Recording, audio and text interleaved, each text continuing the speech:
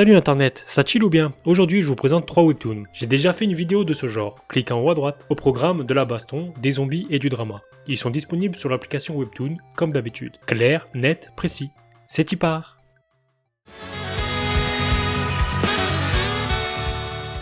On commence avec Dead Life. C'est un webtoon d'horreur écrit par Oresa, dessiné par Lim Jin-keuk. Les auteurs nous amènent dans un monde où un virus transforme les humains en zombies. Ces derniers repèrent les humains non par le bruit, mais par les odeurs.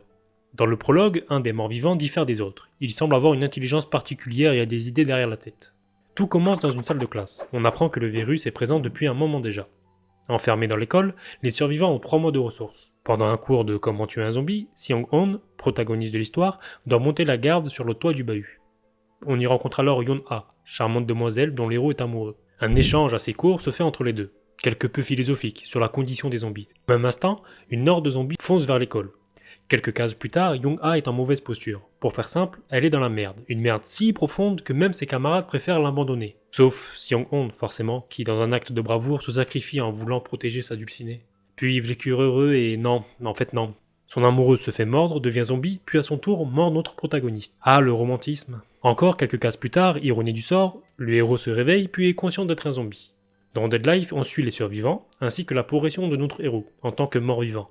Le développement de Seong est intéressant. Il devient de plus en plus intelligent, cherchant constamment à optimiser le côté humain des zombies. 57 chapitres sont actuellement disponibles en français.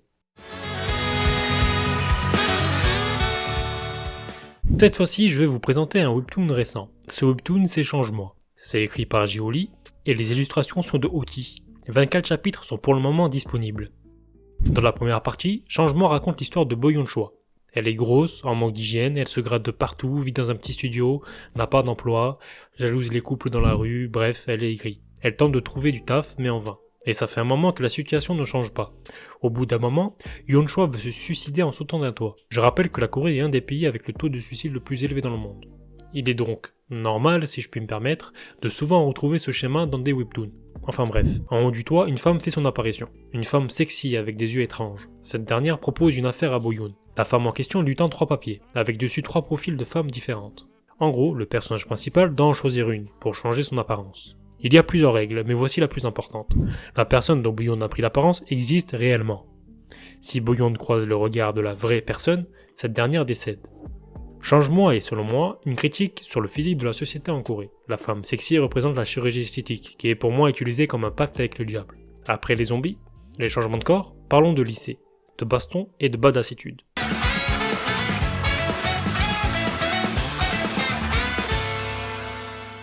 Le meilleur pour la fin est mon préféré. Encore de l'action, avec Héros Fragile, ou Wikero pour les bilingues, qui est écrit par Seopas avec Razen au dessin. 50 épisodes sont actuellement disponibles en français, pour 127 en anglais. Héros Fragile raconte l'histoire de Sion, un lycéen au corps de lâche. Par contre, il est doté d'une grande intelligence. Transféré au lycée Eunja, bahut rempli de petites frappes, Sion parle peu et ne veut plus d'amis. On comprend vite que c'est lié à son transfert. Cependant, son voisin de classe, un faible, connaît tout sur tous les délinquants du coin, tel un Pokédex vivant. Dans ce lycée, les faibles sont tourmentés par les plus forts. En vrai, le bahut est surtout réputé pour ça. Mais je t'arrête tout de suite, si tu penses que le héros est du genre à sauver les victimes, tu te fous le doigt dans l'œil. Selon lui, il faut sortir soi-même des situations. Au final, Sion veut juste étudier et être tranquille. Mais rapidement, une racaille cherche la merde à Sion en voulant lui mettre la misère. Cependant, c'est l'inverse qui se produit. Le héros maîtrise en 2-3 mouvements le caïd de manière astucieuse en lui mettant des gifles humiliantes. On se rend compte que Sion possède une capacité d'analyse hors du commun. Et non, c'est pas dû à un super pouvoir ou une connerie du genre. Et t'attends pas des chorégraphies sorties tout droit d'un film de kung-fu. Il est plutôt du genre à se défendre, en utilisant les objets ou en s'aidant de son environnement. Ouais, un peu comme Jackie Chan en fait, mais sans le côté kung-fu du coup. Mais tu sais quoi, va lire les 15 premiers chapitres, et reviens me voir, et dis ce que tu en penses. Le premier arc, si on peut dire ça comme ça, a vraiment attiré mon attention, et depuis je ne rate plus aucun chapitre. En bref, Héros Fragile respire la badassitude. Sion porte ses couilles et les pose sur la table. Les chorégraphies de combat, quand Sion se défend, sont bien amenées, bien rythmées, tout en sortant de l'ordinaire. Pour ceux et celles en manque de baston réaliste, allez lire ce webtoon. Et la vidéo se termine ici. Merci d'avoir été jusqu'au bout, et je vous dis rendez-vous samedi prochain à 11h, comme d'habitude. Et surtout, portez-vous bien.